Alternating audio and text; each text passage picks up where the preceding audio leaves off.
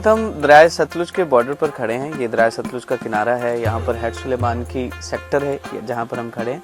तो यहाँ से आप देख रहे हैं कि पुल की दूसरी तरफ जो है ये भारत का एरिया शुरू हो जाता है और ये सारा जो पानी आ रहा है यहाँ पर ये भारत की तरफ से ही आ रहा है। पिछले दिनों यहाँ पर सैलाब भी बहुत ज़्यादा था और बहुत ज़्यादा तबाही भी उसने मचाई, जिसमें जानी और माली नुकसान भी हुआ।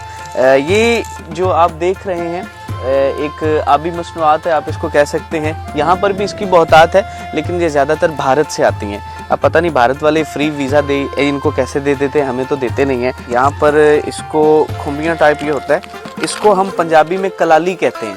और ये जो कलालियाँ हैं ये लोग खाने के लिए भी इस्तेमाल करते हैं, सालन वगैरह बनाकर भी इस्तेमाल करते हैं और इसको पका कर भी वो खाते हैं, जिस तरह हम छल्ली वगैरह भूनते हैं उसी तरह। इसमें ये अगर आप चेक करें, ये देखें, ये पहले इस तरह बनता है सारा फोम टाइप, फिर उसके बाद एक मखसूस दिन होते हैं जिसमें ये पकता है। और लोग जो हैं, यहाँ के लोग जो हैं, ये इस तरह इसको निकाल कर और उसको भी खुराक के तौर पर इस्तेमाल करते हैं। ये इस वाले हिस्से को भी वो खुराक के तौर पर इस्तेमाल करते हैं।